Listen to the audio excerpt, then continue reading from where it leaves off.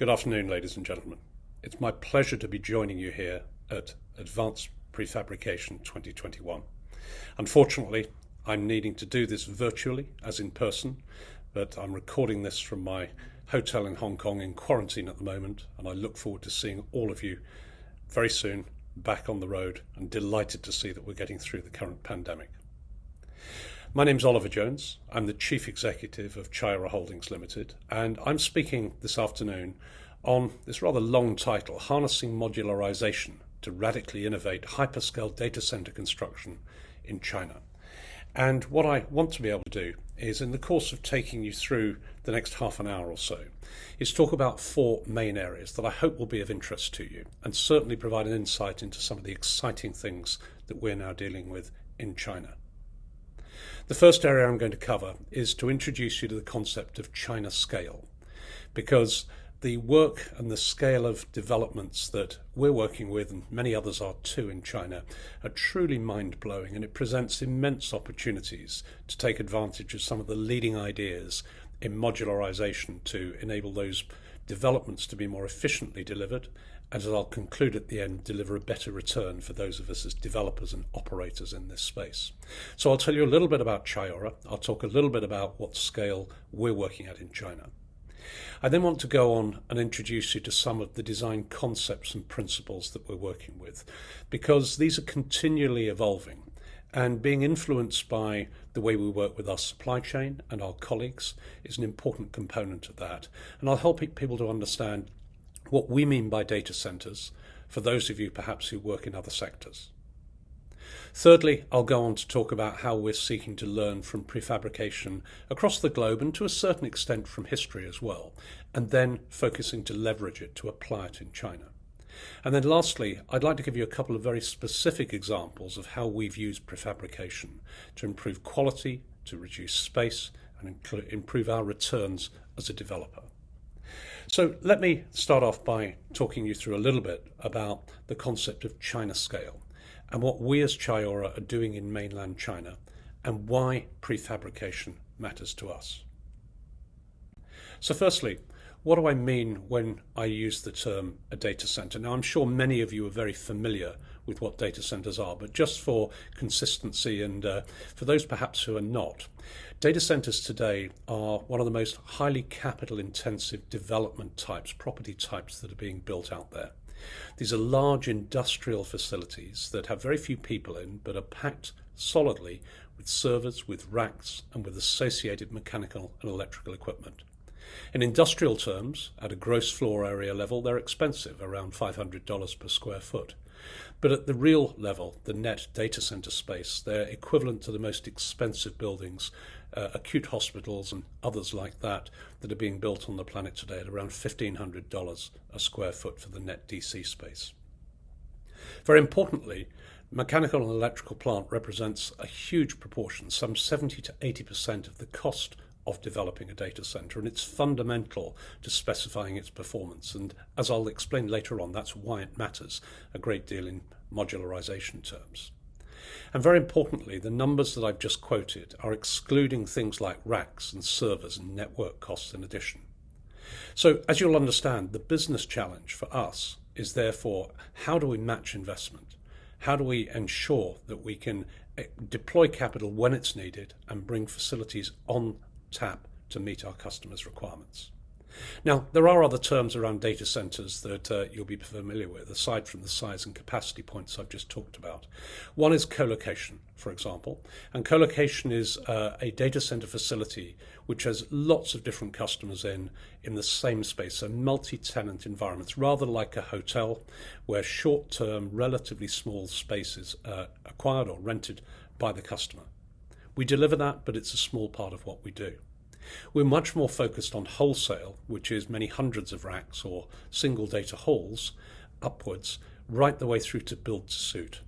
And build to suit is what the world's leading cloud developers today, people like Microsoft, Google, AWS, in China, Alibaba, that is, Tencent, Baidu, and many others, are all focused on as they build increasingly large hosted environments for their cloud services, the backbone of what has got us all through the recent pandemic. So data centers are important, they're expensive, and they're capable of being replicated in increasingly efficient ways. So that's the big picture in terms of data centers. Let me go, however, to what it means for us in China, because in China we're delivering what are called hyperscale campus solutions. The cities of China, as I'm sure most of you are aware, are large, and the urbanizations around them are larger still. So we're working in three principal urbanizations in China. In the north, in the Beijing area, and the Beijing area comprises around 150 million population in the three provinces around the capital city. We're also working in the east of the country, in Shanghai and the wider eastern region, and this is an even bigger urbanization, around 200 million people, significantly over half the population of the United States. And then the third location we're focused on is in the southern part of China, in the Guangzhou and Shenzhen area, just north of Hong Kong, where I am today. And this is now called the Greater Bay Area, with about 180 million population. And one of the consequences of such large populations is that the solutions need to be large. The developments are large, the shopping centres are large, the airports are large. And in our world, the data centre campuses are very large indeed. Our campus that we're currently developing, and the master plan of that is shown here as the insert, just outside Beijing, about 100 kilometres outside the CBD, is going to be around 2.3 to 2.4 million square feet when it's built. It's got 7 separate land titles and will comprise around 9 big data centres, 6 very large ones, 3,000 to 4,000 racks, and 3 smaller ones, around 1,000 racks for high-performance data centre computing. And these in power terms are notable. In IT load, and many of you will be very familiar with this type of notation, each building will deliver between 12 and 36 megawatts of IT load. And as a campus overall, we have over 300 MVA of gross power available. What that means is we're going to spend a lot of money. Everything is fully modular. Everything needs to be planned to come on stream when we're ready and when our customers need it. And that means that we're going to be spending in this campus alone between 1.2 and 1.5 billion US dollars. On our Shanghai campus, slightly smaller, it's around 10,000 racks, we'll be spending 5 to 600 million US dollars on the first of those two. And that means we need to spend it smart and we need to spend it in an appropriate way. In terms of where we are today, our first facility is up, it's live, it's running, and like data centers the world over, it looks very ultra modern, it's super clean, it's got all of the international equipment that you would expect, and we have customers who are rapidly occupying the space that we have there today. The picture on the top right is the external front of the main building that's been constructed so far to serve Beijing, and the building image on the bottom right is the one that we're just about to start in Shanghai. As I mentioned, slightly smaller, but twice as tall, a 6-story building with 7-meter floor-to-floor heights against the 3-story building that we have in Tianjin to serve the Beijing area. But I'll say more of that as we go through. So against that backdrop, why is fabrication important to us? Well, as I've mentioned, the ongoing evolution of our design concepts and the principles have led to us increasingly exploring and using prefabrication as a key part of our construction technique. When we look at prefabrication in the data center world, it's all about how to be cost effective, how to be space efficient, and how to ensure that the common base components that you have in all data centers are configured in bespoke ways. Each customer requires a slightly different solution, and the big customers require very different solutions. So we're working to function-determined specifications. We need to be able to offer instant scalability with consistent, high-performing operating environments from day one. And thereafter, it's got to be live 24/7 with no downtime.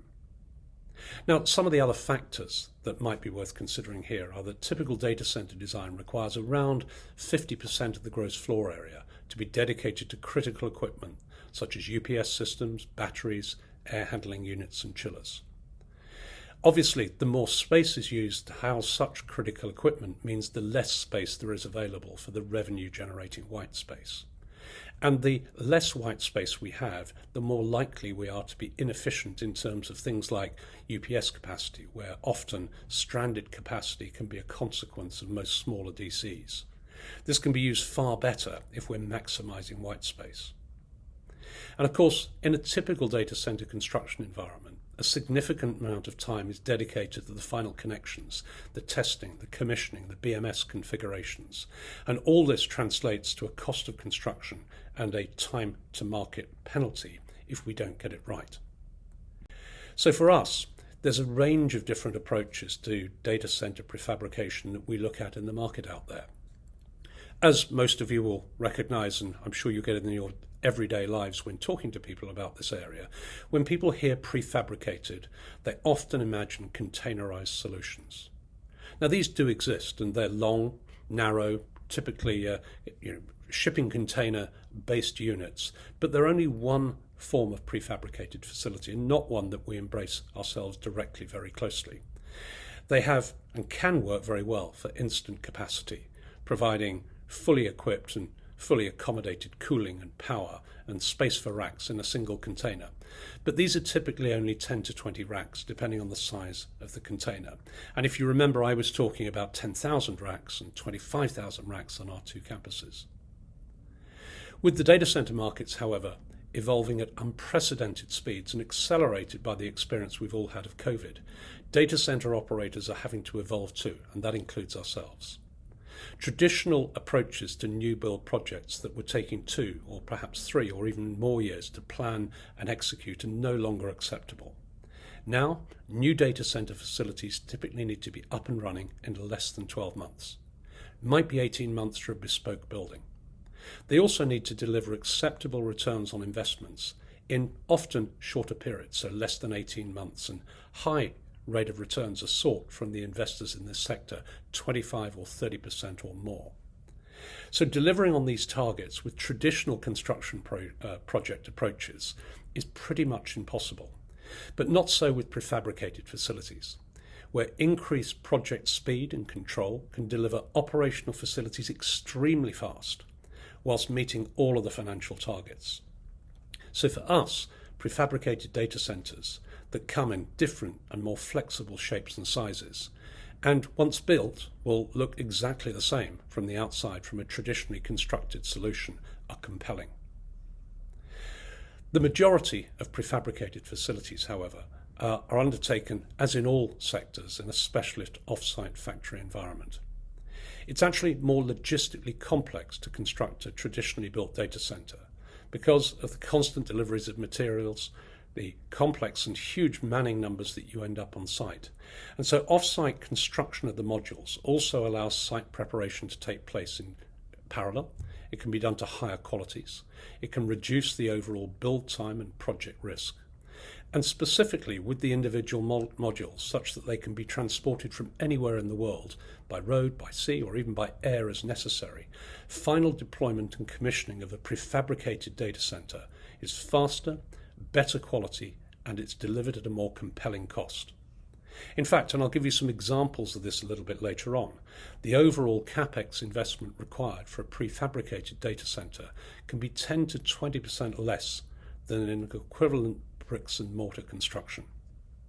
This saving can be achieved because prefabrication in an off-site clean room factory environment allows for better, more efficient use of people and materials that can be achieved on a comparable on-site build.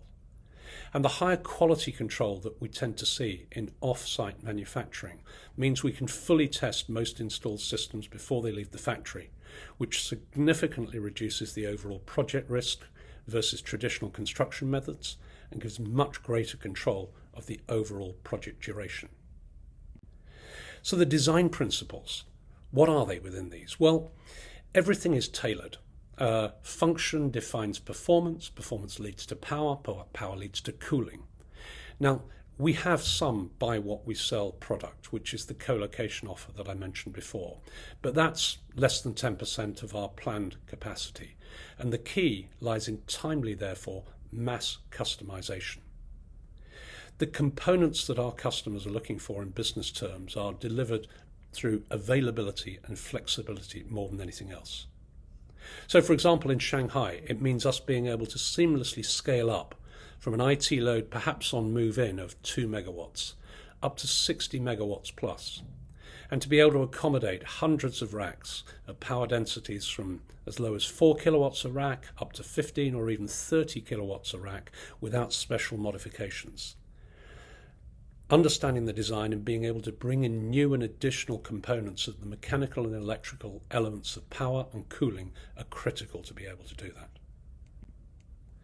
The benefits for us therefore start to come in summary from these 4 areas here: the efficiency of process, cost savings, reliability, and very importantly, space savings.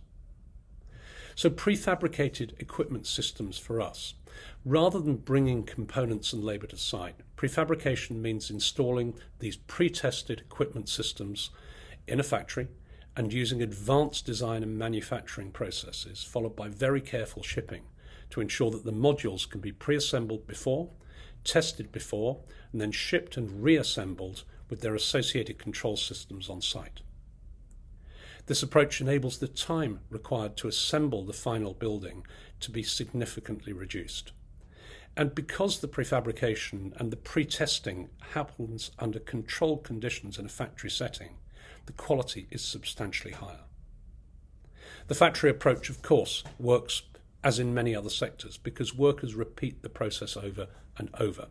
It means it's more efficient, and it turns what we're doing on site to commissioning and assembling a previously manufactured product rather than the traditional assembly and random assemble construction process that we often see.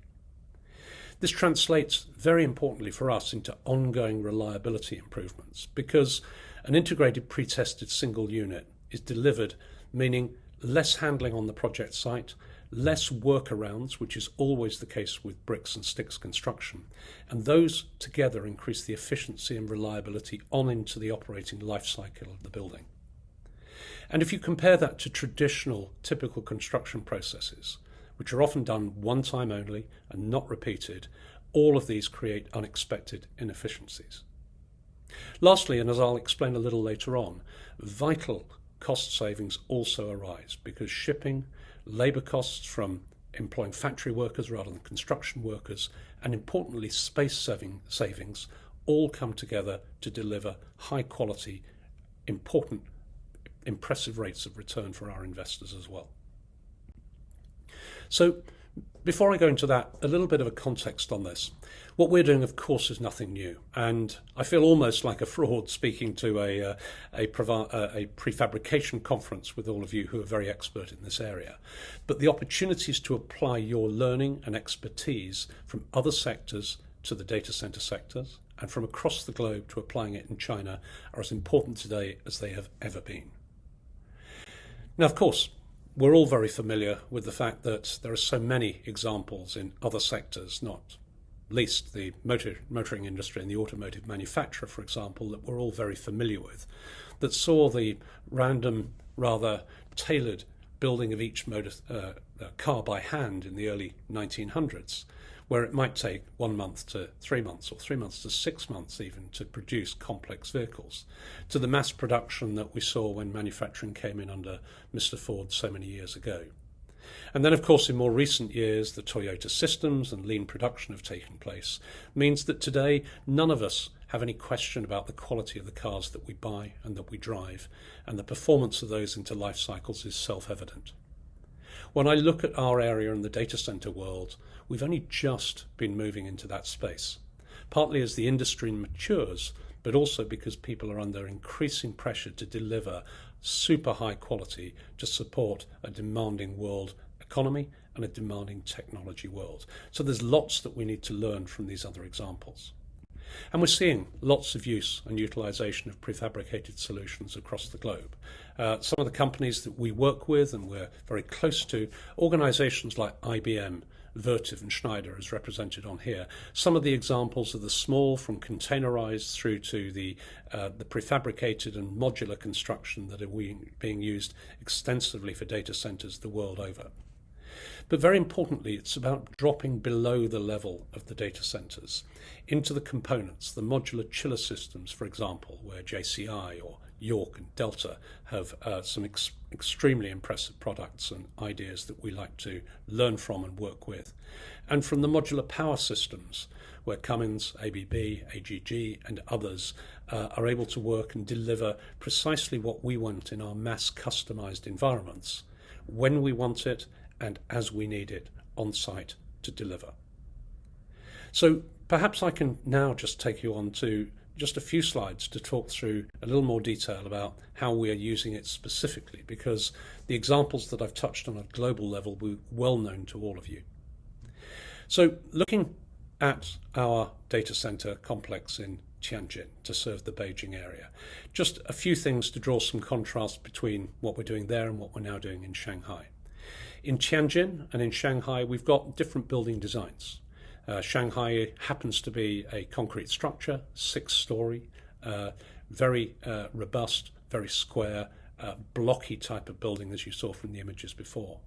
Tianjin, on the other hand, is rather more industrial shed-like, a very large shed. This is a 3-story building, structural steel configuration, and designed to enable us to build it in phases because of the scale of the campus that we're working with.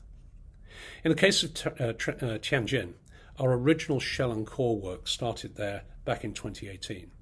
And during that period, we've seen incredible advancement in the DC design and the uses that our significant design partners that we're working with, such as Vertiv or York, who are working on the chillers for us, and indeed the architects like Corgan, one of the best design companies we feel out there today, ensure that with us, we build on that knowledge and we evolve and deliver better solutions each time around. So even between our phase 1 construction that you can see the front wing of here and the phase 2 that's adding another 200,000 square feet to the back, we want to ensure that the finished product is as good as it gets. In Shanghai, we're going to be taking the learning that we gained in Tianjin, and we're going to be relying very heavily on prefabrication, with cladding openings on this 6-story building designed to be big enough to accommodate access for very large prefabricated units being dropped into the space on the floors 1 through 5, which are the key data center halls. In Tianjin, we used an off-site factory build approach to assemble the components in the first phase, particularly for the UPS power distribution and room systems. But for phase 2 and for the rest of the campus, we're looking at developing our own factory units on site to enable us to still get the benefits of factory quality operating environments, but to avoid the shipping requirements and ensure that we can tailor what's needed from a knowledgeable workforce that we'll be building as we go from 1,000 racks up to 25,000 racks, as we talked about. And in Shanghai, we'll be trying to do the same, building and incorporating the approach we've had into the mechanical and electrical builds, the chillers, the controls, the electrical distribution. And indeed, I'm sure some of you in the audience today will come forward to us with, here's a great idea that will help you do it faster, better, and to higher quality at more compelling cost. And we want to hear about that because we've a lot of money to spend to meet a lot of demand, and we want to be doing it in the best possible way for all of us, the industry, ourselves, our investors, and our customers. And one of the things that we've been finding is that this modular design approach allows us to be a more compelling solution to our customers. It ensures we can be very precise in the ready-for-service dates that we're communicating to them, because we cut down on the integration time on site with the BMS. And lastly, perhaps prefabrication is more sustainable, because we're able to value engineer and design better solutions to ensure less waste, better use of the construction labour costs, and ensuring that we've got more reliable, less replacement into the life cycle of the building. We also achieve higher safety standards, something that's incredibly important to us, because the less we're doing on a random construction site, no matter how well we run it, and the more we can do in a factory environment, improves health and safety standards and personal protection for the people who work for us and work for our supply chain. Very important on those fronts.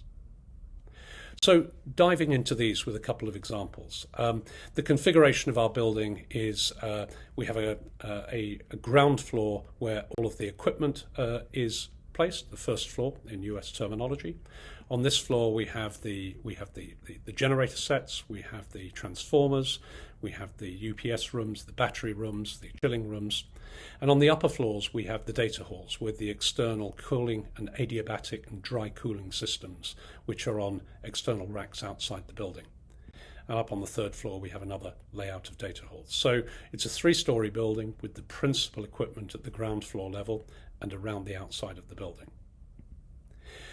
For us, the area that I think is interesting is when we start looking at things like uninterruptible power supply systems. So we've been working to develop an integrated UPS powertrain, which is something that many in the industry have worked on hard, because by incorporating the switchboard together with the UPS system, we're able to eliminate a number of circuit breakers, reducing the physical size, reducing the risk, and ensuring that the huge amount often of on-site physical wiring can be done in factory and not on site. When we combine that with a modular UPS system, which has got varying scales of modularity to it, as this is indicated here, we start to get a unit that is critical to the operation of the building and essential that the UPS, of course, never goes down. It's one of the most critical elements of equipment that you can have in a data center. Now, the advantages, as I'll show you on a couple of slides that follow, is that when you start bringing these two elements together, we're seeing space savings of up to 40 or even 50%. We're seeing the highest quality electrical construction standards being achieved and tested in a factory environment off-site.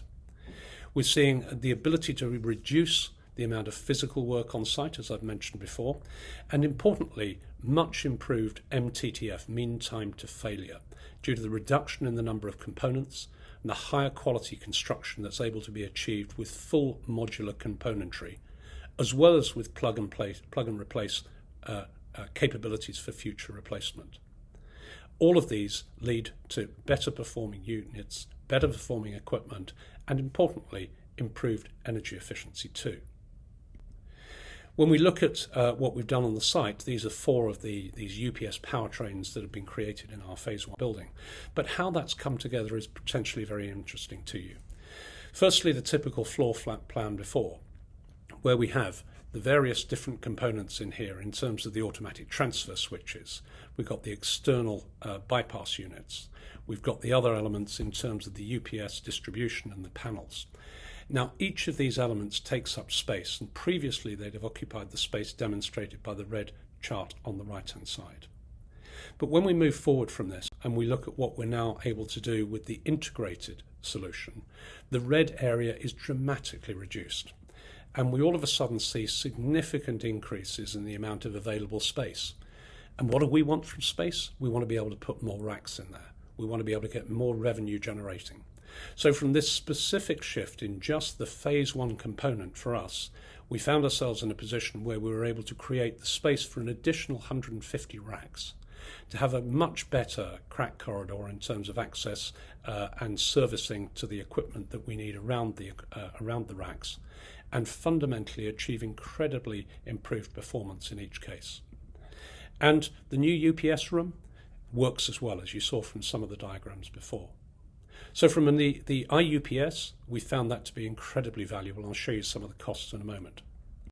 Second aspect is that we've looked at another example of a modular chiller system. In this case, the chiller is integrated with the necessary pumps and electrical and control modules into a single module that's on a skid or could be in a container. This reduces the physical footprint size and also simplifies the physical wiring and piping work that's often done on site. And in this particular case, the space savings are equally impressive, up to 50% space savings being achieved, as well as super high quality mechanical and electrical construction standards and a reduction in time committed on site. All of this leading to higher and improved mean time to failure performance because of the reduction in components and the reduction in risk in assembling those on site. So as we move forward, we're looking to build on the experience that we've gained during phase 1 for phase 2. And in this particular case, we want to take it a little further to simplify the power supply and distribution system by bringing the IUPS concept out and connecting across the switchgear at the medium voltage level and the low voltage level. This enables us to save, again, 40 to 50%, as I've mentioned before. It enables us to get the factory prefabrication taking place on site and ensuring that as we bring on new phases in power terms, we can bring this in and deploy it in weeks, not months. It gives us huge step changes in efficiency. We've done some numbers. At the moment, the numbers are looking very promising indeed. As you can see here, with the integrated UPS on the left-hand side, we're seeing an expenditure of approximately $370,000 in each particular case, compared to a traditional position of $557,000. So significant benefits, as well as the benefits that we've talked about before. And as I've already said, when you get into the detail of bringing these together, not only do you get higher quality performance, you get better use of space, and better use of space means better generation of revenues for us.